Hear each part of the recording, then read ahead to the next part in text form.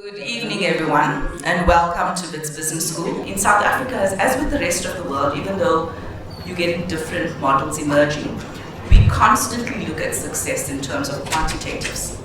Are we growing the economy? Are we creating the jobs? Is profit kind of the thing that's the ultimate measure of success?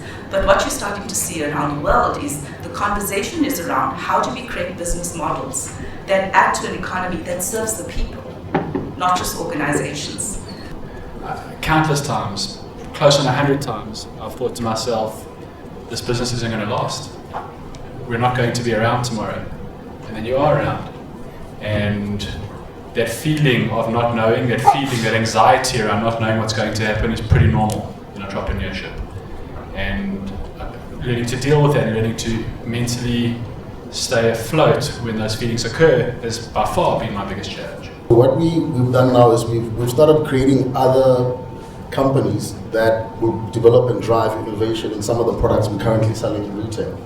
And the opportunities that we're also going to create is through virtual mobile networks that we want to create and dominate the market with, especially the data market that we're going to be embarking into. But there are problems, and the problems that are there is, of course, policy. The structural policies of the country need to be right.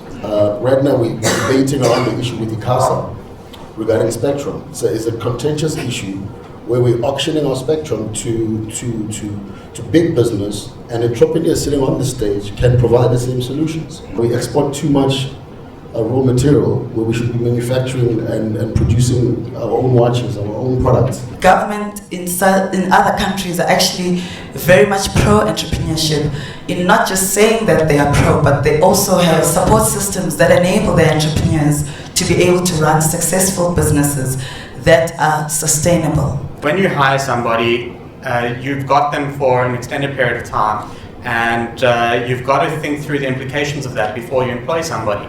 Not, do I have enough money in the bank to pay their salary this month, but am I going to be able to pay their salary on an ongoing basis? That part of it can be a burden. It's a very big responsibility as an entrepreneur not to overemploy, because a bankrupt company helps nobody.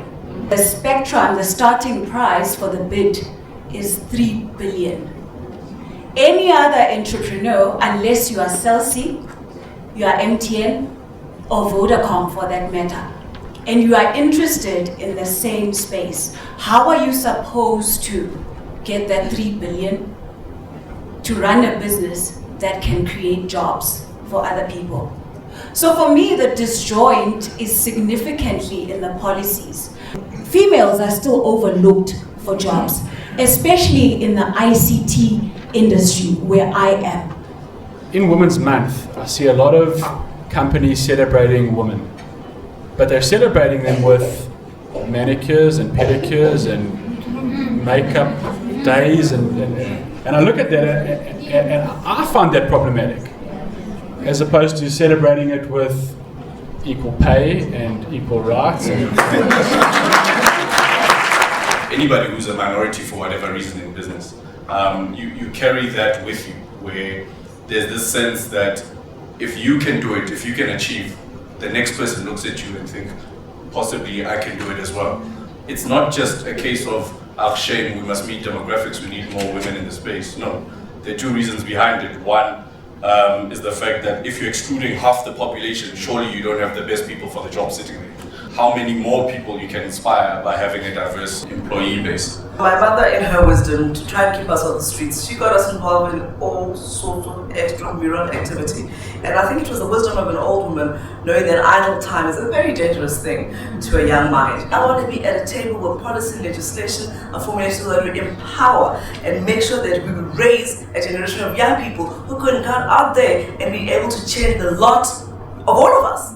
When you see the stats, they are very disheartening and alarming with the high youth unemployment rate that we have in this country. And so, to whom much is given, much is expected.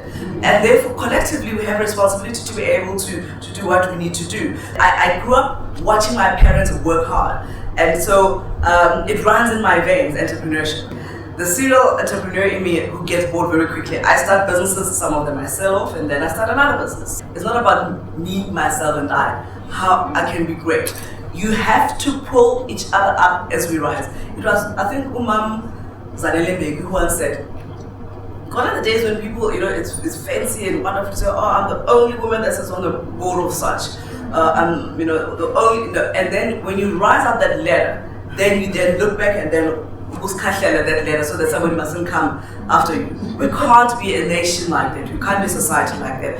And we have to be able to also bring up a generation of young people who have an understanding about the collective responsibility. You gotta take the risks, but take calculated risks. As I said, I had some spectacular failures. I could win Oscars for some of those failures. Learning from the best. Have your own personal board.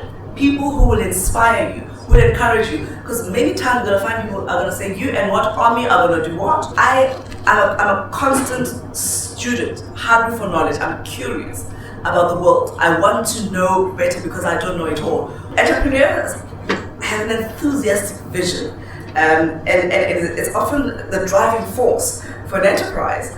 Entrepreneur promotes the vision with enthusiastic passion, with persistence and determination. And I'd like to believe that an entrepreneur develops strategies to change the vision into a reality.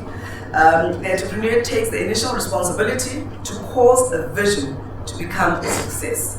I was actually looking at a stat from the Businesswomen's Association. We generally do a census every year, and to see just how women for the same job are still being paid less than their male counterparts. And women at an employed population are sitting at 45%, and we make up 51.2% of the population. We're so marginalized in being able to write our own trajectory, our own checks. As entrepreneurs, we still need to be vigilant about what is happening out there in the real world.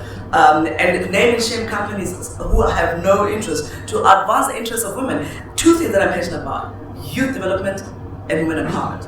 We even run mentorship workshops to teach women specifically how to go and actually, first of all, put a business plan together, and indeed from there on how you can be able to go and solicit funding. When one door closes, you knock on another door. And hopefully sooner or later you'll be able to get somebody who will buy into your vision, who will buy into your dream.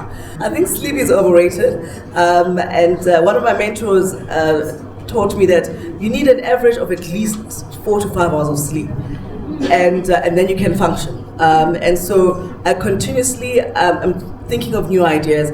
I'm surrounded by brightest, smartest minds, and the thing is also it's just about reading the moment and what is happening at a particular time. Someone would have an idea, and because it would be a moment for that kind of an idea, but it's who's going to execute it first. It's important for us to expose ourselves to other markets in the continent and even globally. And I think, for me, the best university was travel. University of Travel taught me so much more about what I know, not only just about myself, but what happens in the real world. Whatever you start as a concept, as a business, it must not only live in Mzansi or Pan-African or SADC, it first must live globally. That's how Facebook and the Google boys took over the world. When sometimes the wheels are coming off, you need somebody to say, no, you're on the right track. Or somebody who just can give you that sense of inspiration. You go onto my website, you write into you click, there's on my website where the mentoring section is, you just click on there and then you write your motivation letter. Even when you are older, it doesn't mean that entrepreneurship is reserved for people who are younger, because you look at the founder of KFC also started when he was about 70 or something, 60 years. Whatever dream you have, pursue it. If you think that entrepreneurship is yours tonight, go after it. There will be challenges, but they are worth the reward.